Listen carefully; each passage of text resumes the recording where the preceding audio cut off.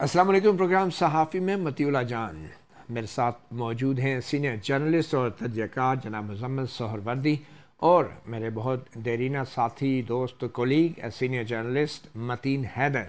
बहुत शुक्रिया आप दोनों मेहमानों का। बात यह कि पाकिस्तान में यूँ तो बहुत से इनकलाब हमने देखे, कुछ अच्छे थे कुछ बुरे थे, सियासी इनकलाब, मगर अब की बार जो ज़रई इनकलाब लाने का बाकायदा ऐलान किया गया है बज़ाहिर वो कुछ इतना बुरा नहीं और उसके लिए पूरी कौम को मेहनत करनी चाहिए। ख़ास तौर पे वज़ीर आज़म शहबाज शरीफ की तरफ से आज एक तकरीब में इस ज़रई इनकलाब के बाकायदा आगाज़ का ऐलान किया गया। मगर आज की इस तकरीब की एक और ख़ास बात, इस ज़रई इनकलाब के जो सबसे बड़े मुहर्रिक हैं पाकिस्तान फ़ौज के सरबराह जनरल आसिम मुनीर, जिन्होंने आज एक फूड सिक्योरिटी के हवाले से कौमी कन्वेंशन से बाकायदा खिताब भी किया और सामीन को ये बताया कि किस तरीके से पाकिस्तान की किस्मत बदलने जा रही है और एक साल के अंदर जो नया जो मंसूबा सामने लाया जा रहा है काश्तकारी का, तकरीबन 44 लाख एकड़ रकबे के ऊपर जो एक काबिल काश्त रकबा है उसके ऊपर काश्तकारी का ये मंसूबा है जिसमें पाक फ़ौज का एक अहम किरदार होगा। इसी वाले से हम गुफ्तगू करेंगे। हमें मतीन हैदर, आपने भी आज उस तकरीब में शिरकत की जिसमें वज़ीर आज़म शहबाज शरीफ और सेपा सलार जनरल आसिम मुनीर ने भी खिताब किया। क्या माहौल था और क्या पैगाम मिला है आज की इस तकरीब से, और ख़ास तौर पर शुरा में कौन लोग थे जो आज की तकरीब में शामिल थे? बहुत मतीउल्लाह जान साहब, बिस्मिल्लाहिर्रहमानिर्रहीम। देखिए, माहौल तो जो एक कॉन्फ्रेंस का होता है और इसमें कुछ जिसे कहते हैं फार्मर्स से, एग्रीकल्चर एक्सपर्ट से, Pakistan agriculture research council, national agriculture research council, ministry of food security और फूड सिक्योरिटी से मुतल्लिक जो इदारे उनके सरबराह, उनके साथ जो एग्री साइंटिस्ट, ये बेसिकली कम्युनिटी थी।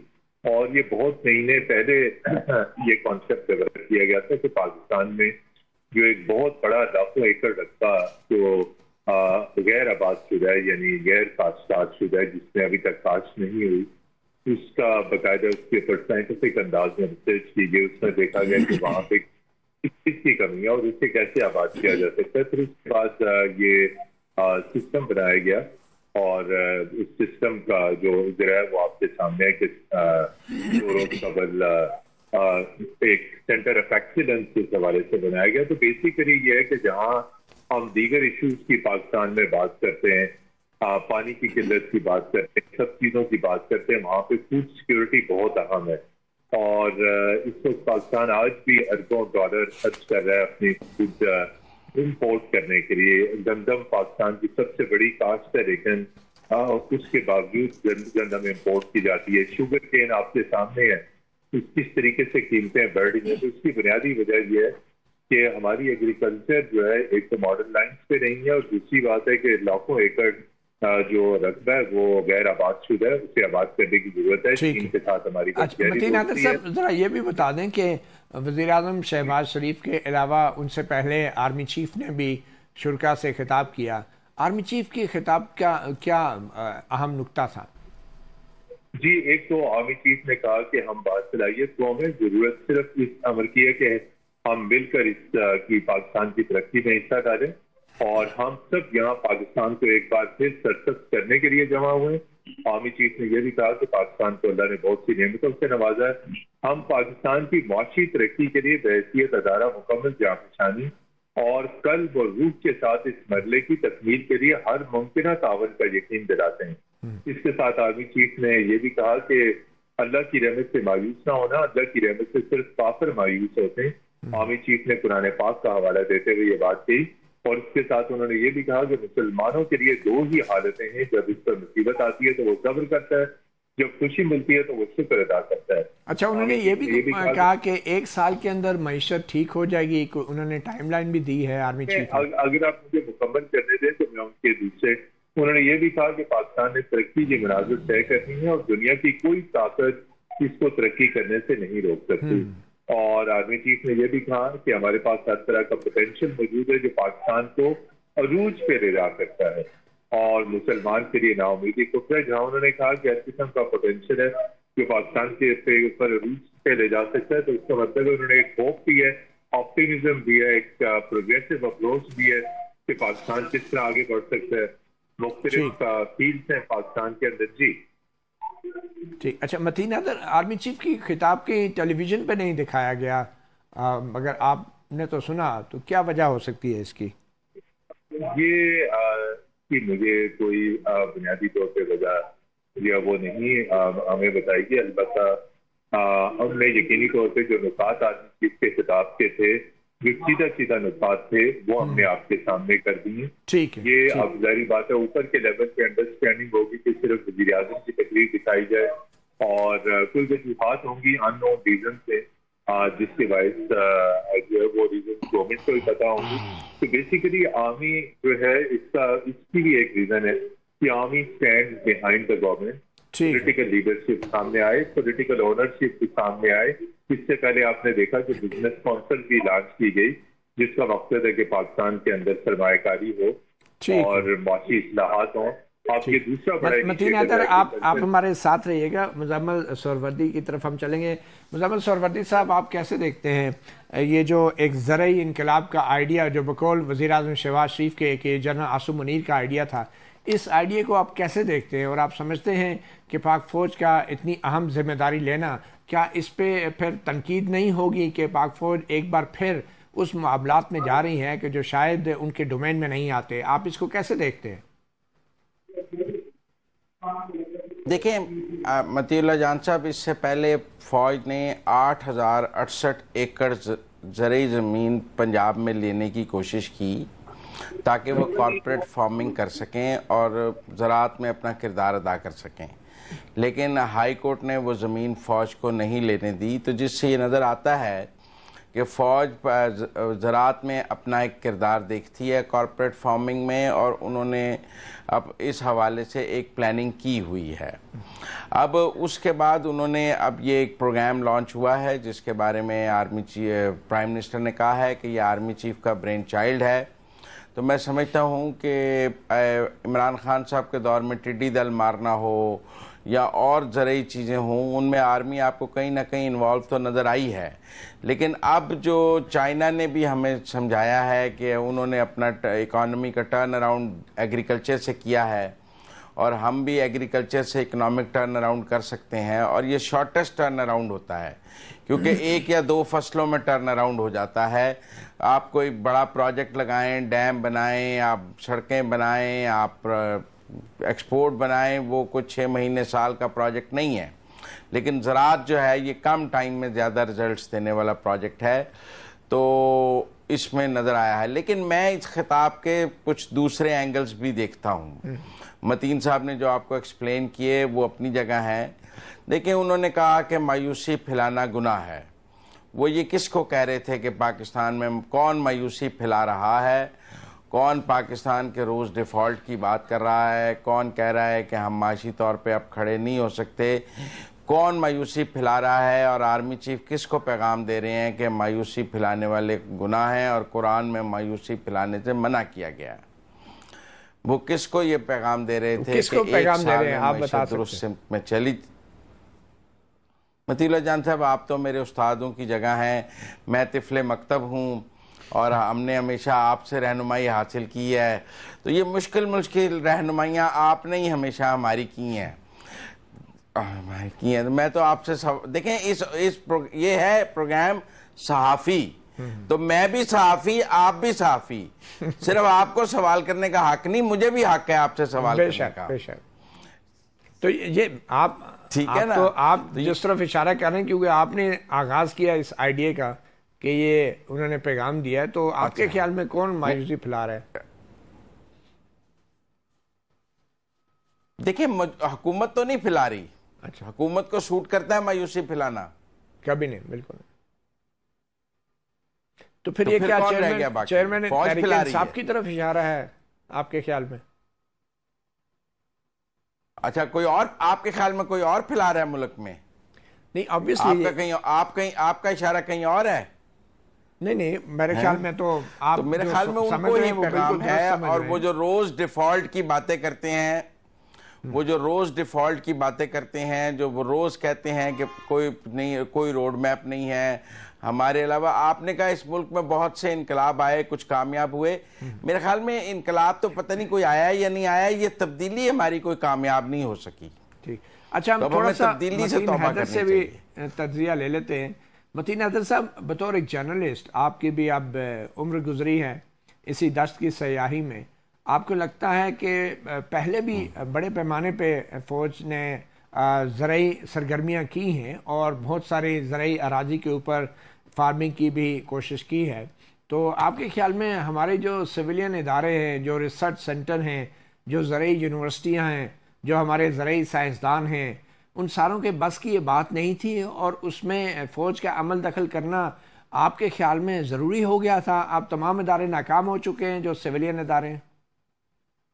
जी देखिए, इसमें मैं बिल्कुल हकीकत पसंदी से आपसे गुफ्तगू करूँगा कि मिलिट्री के पास वो स्ट्रेटेजिक सपोर्ट है, वो एक्सपीरियंस है, वो एक्सपर्टीज है, जो और वो एक्सपीरियंस है, वो कैपेबिलिटीज हैं, वो जो सिविल गवर्नमेंट के पास नहीं है। और इसमें आप ये देख सकते हैं, चाहे फ्लड्स हों, चाहे कुदरती आफात हों, जब इस तरह के जल्जले, तमाम तर चीज़ें, इसमें मिलिट्री के पास इक्विपमेंट है। हमारा मिलिट्री का जो कॉन्टिजेंट है, आपने चंद माह कबल देखा कि उसने तुर्की में भी बहुत कम अरसे में इंतहाई शानदार किरदार अदा किया। तो आप मिलिट्री को कोई मुल्क से बाहर का इदारा न समझिए, ये आपके आईने पाकिस्तान के अंदर एक इदारा है। उसके पास अगर वसाइल है, वो इसी गवर्नमेंट ऑफ पाकिस्तान नहीं मतीन, उनके पास तो वसाइल दिफाए पाकिस्तान के है ना, ये ज़रात के वसाइल तो उनके पास नहीं है। वैसे तो महकमा ज़रात एक बड़ा महकमा है पंजाब हुकूमत का भी, तो जहाँ पे एक तरफ सिविलियन साइड पे जो यूनिवर्सिटियों में रिसर्च होती रही है, ज़राई यूनिवर्सिटियाँ हैं, उन सबको फिर बंद कर देना चाहिए आपके ख्याल में? उनके साथ इनके लिंकेजेस हैं, ये बंद करने वाली बातें जो हैं वो जरा मनफी हो जाती हैं।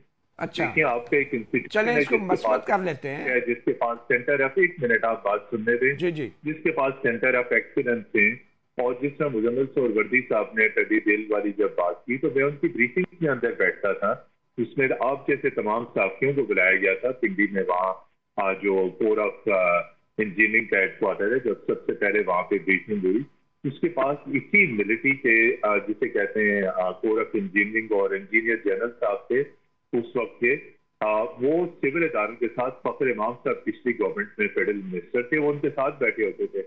सिविल मिलिट्री इदारे मिल बैठ के वो बहुत बड़ी आफत थी जो आपकी फूड सिक्योरिटी को तबाह कर रही थी, और उस सिविल मिलिट्री इंतहाई करीबी कोऑर्डिनेटेड और बरवक्त एक्शन के बायस स्टडी दिल के ऊपर काबू पा लिया गया। आप कह रहे हैं कि सिविल एग्रीकल्चर इदारे मौजूद हैं, तो अगर ये मौजूद हैं तो आज ये 44 लाख एकड़ जमीन गैर आबाद क्यों पड़ी हुई है? आज जो है वो बड़े वडेरों के अंदर लड़ाइयाँ हो रही हैं, आज जो है वो जमीनों के अंदर तकसीम, आबी निज़ाम सारे का सारा गड़बड़ है। तो इसमें अगर मिलिट्री किसी चीज के ऊपर कब्जा नहीं कर रही, ये जहन में रखिए, किसी चीज के ऊपर कब्जा नहीं कर रही, ये क्लोज कोलैबोरेशन होगा जिस तरह तो क्योंकि आर्मी चीफ ने भी कहा कि मायूसी गुनाह है, तो हमें सिविल इदारों से भी मायूस तो नहीं होना चाहिए। यकीनन पॉलिटिकल एलिमेंट्स को जो पाकिस्तान में मायूसी फैला रहे हैं, वो आपको पता है वो एलिमेंट्स कहाँ बैठे हैं। उन्होंने एक बड़ा उन्होंने मैसेज दिया कि ये मायूसी फैलाना गुनाह है, और उन्होंने इस बीच का सिविल इदारों के खिलाफ भी मायूसी फैलाना तो उतना ही बड़ा गुनाह होना चाहिए, क्योंकि गुनाह तो मायूसी है ना। सिविल इदारों के खिलाफ मायूसी नहीं फैलाएगी, आप लबो लहजा दुरुस्त रखें। मैंने अभी आपसे कहा कि जब तड़ी दिल का मामला था तो यही सिविल मिलिट्री इदारे इकट्ठे बैठ के उससे फाइट कर रहे थे। ठीक है, आप उस चीज को दूसरे रुख पे ले जाते हैं। सिविल इदारे भी आपके अपने, फौजी इदारे भी आपके। बिल्कुल सही, दोनों। एक छोटी सी ब्रेक लेते हैं और ब्रेक के बाद फिर हम इसी अहम मामले पे गुफ्तगू जारी रखेंगे छोटे से वक्फे के बाद।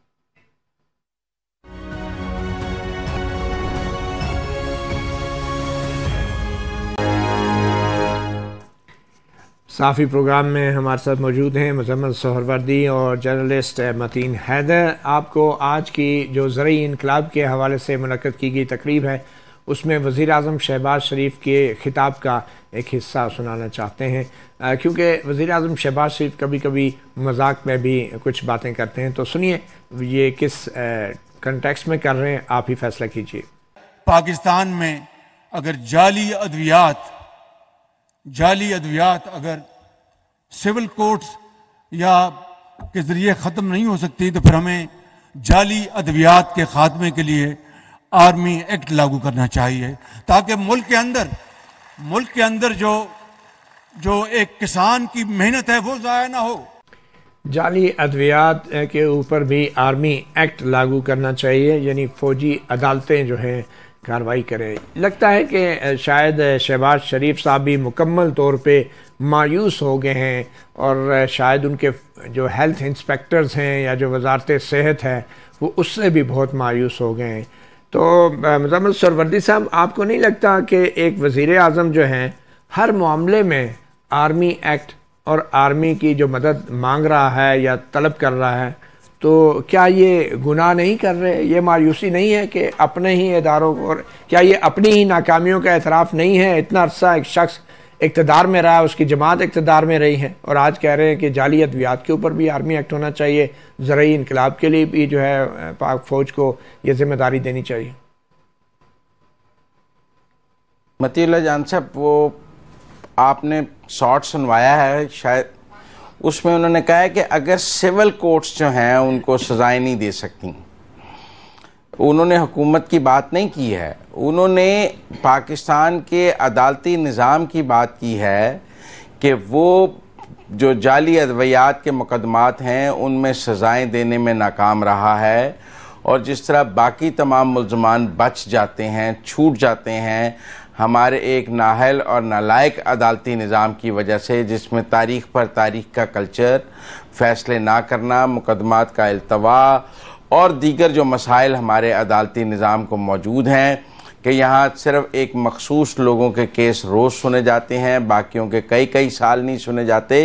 इसी तरह जाली अद्वियात वालों को भी सज़ाएँ कोर्ट्स, देखें ना, हुकूमत तो उनका मुकदमा अदालत में ले जा सकती है पकड़ के कि भाई ये जाली अद्वियात बनाता है, ये मुकदमा अदालत, सज़ा तो हुकूमत ने नहीं देनी है, सज़ा तो सिविल कोर्ट ने, अदालत ने देनी है और वो सुप्रीम कोर्ट तक मामला जाना है। मामला जल्द और तेज तरीन इंसाफ का है। मेरे ख्याल में वो ये पैगाम चीफ जस्टिस पाकिस्तान और हाई कोर्ट्स के चीफ जस्टिस को दे रहे थे कि आप चूंकि जाली अद्वियात के मुकदमात के फैसले नहीं कर सके हैं, जिसकी वजह से मुल्क में जाली अद्वियात की भरमार है, मगर तो आखिरी यही है कि ये मुकदमात भी मिलिट्री कोर्ट में एक वज़ीर आज़म को ऐसी बात करनी चाहिए जिसकी पार्टी जो है 30-40 साल इक़्तिदार में रही हो, तो क्या ऐसी कानून साजी नहीं की जा सकती थी जैसे अब की जा रही है सुप्रीम कोर्ट के हवाले से, अदालतों के हवाले से?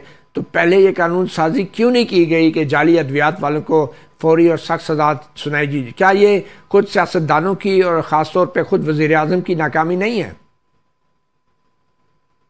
नहीं है। देखिए, पाकिस्तान के डेफमेशन लॉ में लिखा है कि 90 दिन में फैसला होगा। किसी डेफमेशन के मुकदमे का 90 दिन में फैसला हुआ है? यहाँ कंपनी के ऑर्डिनेंस में लिखा है कि कंपनी के मामलात हाई कोर्ट 90 दिन में तय करेगा, यहाँ 9-9 साल तय नहीं होते। कानून में लिख देने से क्या होता है? मैं आपको इंसदाद दहशतगर्दी के कवानीन से लेकर बहुत सारे कवानीन में जो टाइमलाइंस लिखी गई हैं वो मैं इस वक्त आपको पढ़ के सुनाई जा सकती हैं, और हमारी अदलिया उन टाइमलाइंस को रद्दी की टोकरी में फेंकती है। हुकूमत कानून बना सकती है, मैं आपसे मुत्तफिक हूं, अदालत उस कानून को रद्दी की टोकरी में फेंक देती है, ये हकीकत है। अदालत उस कानून पर अमल नहीं करती, ये हकीकत है। वो मुकदमात के फैसले नहीं करती, ये हकीकत है। जिन जिन मुकदमात के हवाले से कवानीन में टाइमलाइंस लिखी हैं, क्या किसी एक पर आज तक अमल हुआ है जो आपका मैं ये मुकदमा मान लूं कि ये भी प्राइम मिनिस्टर की गलती थी कि उन्होंने टाइमलाइन नहीं लिखी? जरूरत ही नहीं होनी चाहिए टाइमलाइन की, अदालत ने खुद बर वक्त और फौरी इंसाफ देना है। ये बात भी कानून बनाने वालों ने जज को बतानी है कि आपने 90 दिन में फैसला करना है, आपने 100 दिन में फैसला करना है, उसने 10 दिन में फैसला करना है। मगर सरवर्दी साहब, जब अदालत फैसले देती है, कानून साजी होगी। मगर सरवर्दी साहब, जब अदालतें फैसले देती हैं तो उन अदालतों को फैसले को माना ही नहीं जाता। मतलब जब जाली अद्वियात वाले को सजा दी जाती है तो हुकूमत जेल खोल के उसको रिहा कर देती है। नहीं, मैं बात ये कर रहा हूँ, आप अदालती फैसले की बात कर रहे हैं ना, अदालतें फैसले नहीं देती, जब फैसले आते हैं तो आप कौन से फैसले पर अमल नहीं हुआ, आप क्या कह रहे हैं? ये आप 14 मई का बड़ा फैसला आप देख लें सुप्रीम कोर्ट का। तो सुप्रीम कोर्ट तौहीन अदालत की कार्रवाई कर ले उसके ऊपर। अगर वो फैसला दुरुस्त है, 4-3 का नहीं है, 3-2 का है, तो वो उस पर तौहीन अदालत की कार्रवाई कर ले। अदलिया को ये इख्तियार इसीलिए दिया गया है कि अगर उसके किसी फैसले पर अमल ना हो जी वो तौहीन अदालत की कार्रवाई कर सकती है। लेकिन अगर जज को पता हो कि उसका फैसला गलत है तो वो क्या कार्रवाई करेगा? मतीन आदर साहब, आपके ख्याल में क्या जाली अद्वियात पे, जैसा कि वज़ीर आज़म शहबाज शरीफ जैसे संजीदा आदमी जो हैं वो कहते हैं फौजी अदालतें बननी चाहिए, तो आपके ख्याल में वो वाकई संजीदा हैं या वो मजाक कर रहे हैं? नहीं, वो उन्होंने जो है वो इस मामले में उन्होंने मुजम्मल सोहरवर्दी साहब ने बिल्कुल सही पॉइंट आउट किया है। आप चीजों को इधर उधर ले जा रहे हैं। उन्होंने मशरूत किया है कि अगर सिविल अदालतें नाकाम हो जाएंगी, अभी भी आपने देखा है कि बहुत सारे जो मुकदमात सिविल अदालतों ने इनिशियली ट्रायल किया, उसके बाद तमाम तर एविडेंसेस के साथ वो जो है इंसदादे दहशतगर्दी की अदालतों में मुंतकिल किए गए, फौजी अदालतों में मुंतकिल किए गए। आज दहशतगर्दी पाकिस्तान में क्यों अरूज के ऊपर है? इसलिए कि आपकी तमाम सिविल अदालतें, मतीउल्लाह जान साहब और तमाम इदारे सुनने वाले के तमाम तर अदालतें, सिविल अदालतें, हाई कोर्ट दहशतगर्दों को रिहा करती रही। ये इसका आप जवाब देंगे क्यों हाई कोर्ट और क्यों सिविल कोर्ट?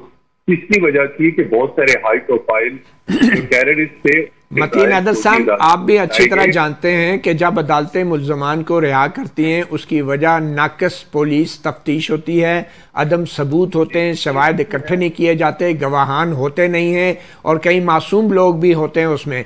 तो आप सारा बोझ जजों पे कैसे डाल सकते हो? क्या पूरी दुनिया की अदालतें हर केस के अंदर सजाई सुनाती हैं? वो बरी भी तो करती हैं ना। तो आपको क्या मालूम कि किसके खिलाफ क्या सबूत है? तो ये आप इल्ज़ाम अदलिया पे डालने की बजाय क्या पुलिस को अपना तफ्तीशी निज़ाम बेहतर नहीं बनाना चाहिए?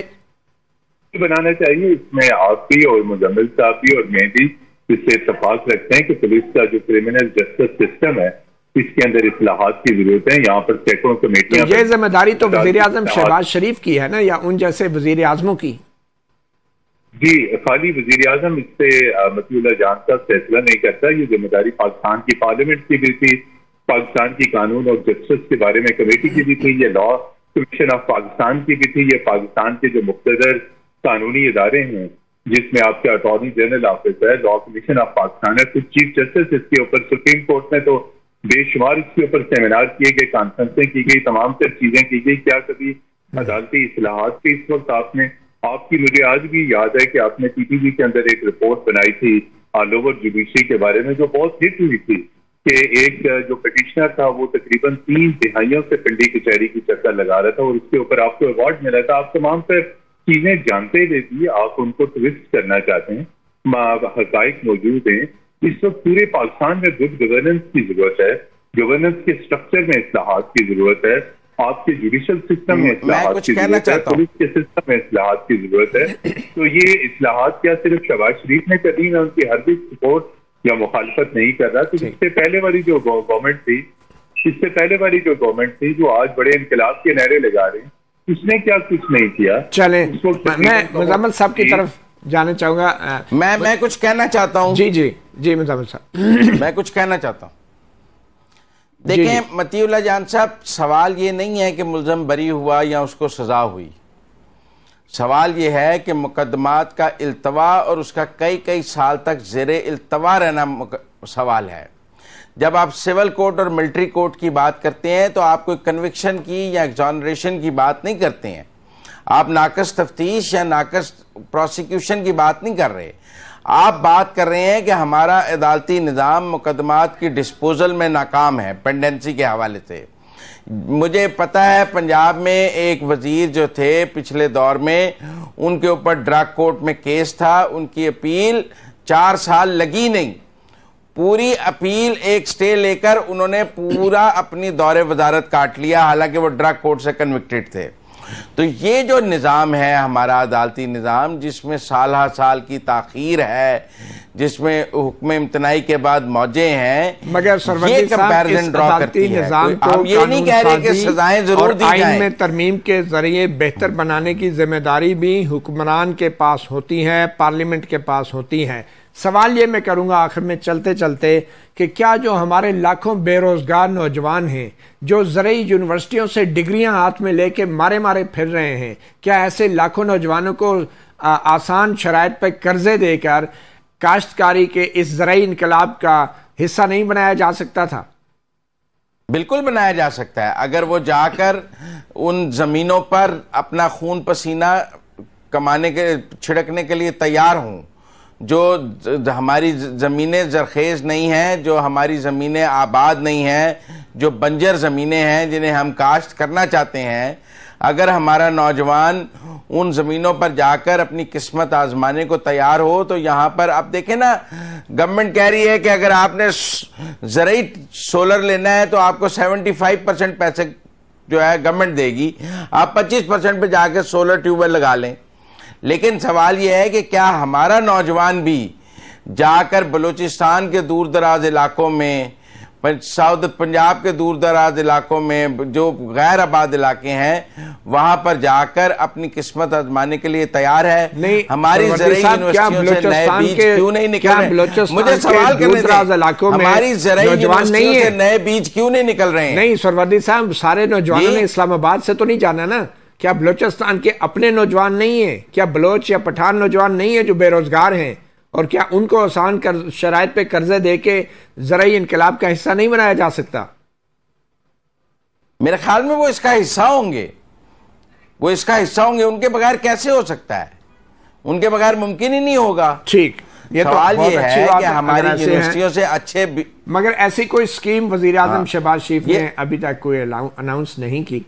और बहरहाल हम एक छोटी सी ब्रेक लेंगे। ब्रेक के बाद एक और बड़ा अहम हिस्सा, खुराक के तहफ़्फ़ुज़ या फूड सिक्योरिटी से हट के अब वज़ीर आज़म शहबाज शरीफ को अपने सेपा-सलार की सिक्योरिटी के हवाले से भी कुछ खदशात हैं, और यकीनी तौर पे वो उन खदशात के हवाले से कुछ मज़ीद इक़दामात उठाएंगे। एक छोटी सी ब्रेक के बाद बात करेंगे वज़ीर आज़म शहबाज शरीफ की उस ट्वीट की कि जिसमें उन्होंने यह इल्ज़ाम लगाया कि साबिक़ वज़ीर आज़म और चेयरमैन तहरीक इंसाफ जो हैं वो सोशल मीडिया के ज़रिए एक मुहिम चला के सेपा सलार की जान को ख़तरे में डालना चाहते हैं। ये बड़ी ही एक अहम ट्वीट थी और ख़तरनाक ट्वीट भी थी। देखते हैं इसका पस मंज़र क्या है और क्या वज़ीर आज़म शहबाज शरीफ को ऐसा रद्द-ए-अमल देना चाहिए था एक ऐसे सहाफ़ी की गुफ्तगू के ऊपर जो मुल्क छोड़ के जा चुका है। एक छोटी सी ब्रेक के बाद।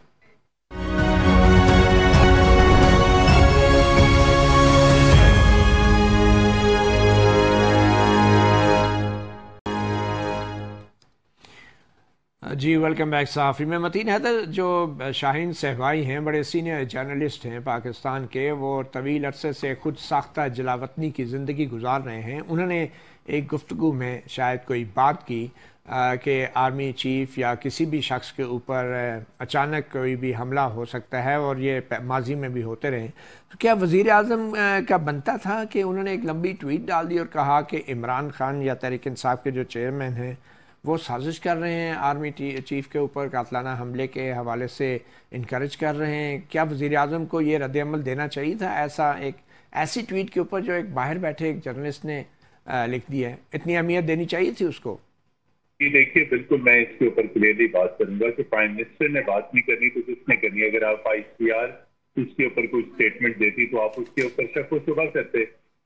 इसके ऊपर मिलिट्री के किसी ऑफिशियल और सोर्स से तो नहीं, ICR से ही स्टेटमेंट आता, फिर आप यकीन ना करते। तो आर्मी चीफ की अगरचे के सिक्योरिटी का अपना एक बहुत बड़ा मैकेनिज्म है, लेकिन इसको जो पोलराइज सियासी माहौल है और वो जो एक साबिक वज़ीर आज़म है, जिस तरीके से उन्होंने नेशनल सिक्योरिटी इंस्टीट्यूशन के खिलाफ एक जहर अफशानी की हुई है, जहर उगला हुआ है, और शाहीन सहवाई साहब उसी कंपेन का एक हिस्सा है।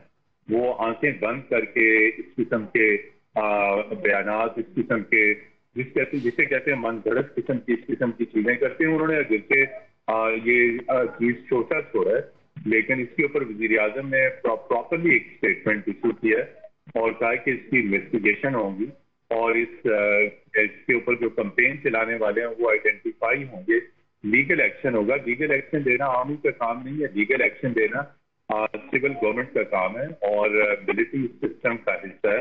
अगर आर्मी चीफ के ऊपर इस किस्म की कोई दुष्टाम तराजी की जाती है, कोई इस किस्म का प्लान या इस किस्म की चीजें सामने लाई जाती हैं, तो वो सिटिंग गवर्नमेंट इसको यकीनी तौर पे आइडेंटिफाई करेगी। मगर क्या फौज की तरफ से कोई रद्द-ए-अमल है या उनके तर्जुमान की तरफ से? ये फौज की तरफ से कोई रद्द-ए-अमल नहीं आया। ये तय हुआ था कि वज़ीर आज़म इसके ऊपर रद्द-ए-अमल देंगे और वही इसके ऊपर इन्वेस्टिगेशन और इसके ऊपर लीगल कार्रवाई, उन तमाम तर जो एलिमेंट्स हैं जो जहां जहां से ये इंफॉर्मेशन लीक की जा रही है।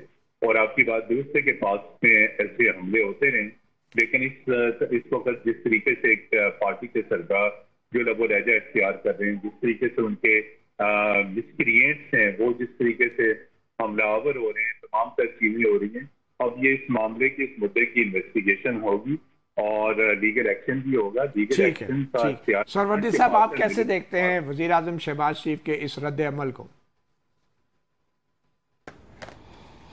देखें, आपने तो शाहीन सबाई के ट्वीट की बात की, आपने बहरोज सब्जवारी की वो ऑडियो सुनी थी? जी जी बिल्कुल। जिसमें उसमें वो क्या कह रहे थे, और जो शहबाज गिल साहब का तवील बीपर था वो भी आपने सुना होगा पूरे का पूरा। और ये एक मुसलसल कोशिश की जा रही है पाकिस्तान आर्मी में तकसीम और तफरीक पैदा करने की, और ये कोई नई कोशिश नहीं है। और अब चूंकि आजकल वो 9 मई के बाद आसिम मुनीर साहब को उन्होंने टारगेट किया हुआ है, तो बाहर से जो इस तरह का प्रोपेगेंडा है, किसको नहीं पता कि पीटीआई का सोशल मीडिया सेल अमेरिका से ऑपरेट हो रहा है और वहाँ 80 लोग काम करते हैं और वहाँ से ट्रेंड्स बनाए जाते हैं, वो सब कुछ है। ये किसको नहीं पता, ये ओपन सीक्रेट है।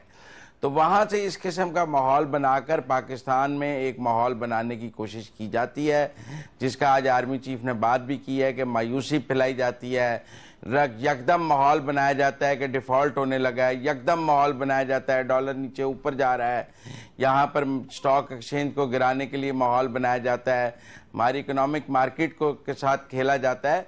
तो ये सब कुछ पाकिस्तान में हो रहा है और यहाँ पर इसको अब अब बहुत खामोशी रख ली, अब वक्त है इसका जवाब देने का भी और इसको काउंटर करने का भी। बहुत शुक्रिया। मुझे उम्मीद है कि इसको काउंटर करने के लिए बहुत शुक्रिया मुज़म्मिल सोहरवर्दी और मतीन हैदर। सहाफ़ी प्रोग्राम को वक्त देने का वक्त आ गया है बहुत से इक़दाम का, क्योंकि मौजूदा हुकूमत का भी वक्त आ गया है। 1 महीने बाद ये हुकूमत नहीं होगी और ये आखिरी महीना बड़ा अहम है कि हुकूमत भी बड़े ऐसे फैसले कर रही है कि जिसका बाद फॉलो अप जो है वो निगरान हुकूमतों ने और उसके बाद नो मुंतखब हुकूमत ने करना होगा। अब देखें ये मामलात आगे कैसे चलते हैं। अल्लाह ताला हमारी नेशनल सिक्योरिटी और हमारी फूड सिक्योरिटी दोनों में हमारी मदद फरमाए। सहाफ़ी प्रोग्राम से इतना ही, इजाज़त दीजिए। अल्लाह हाफ़िज़।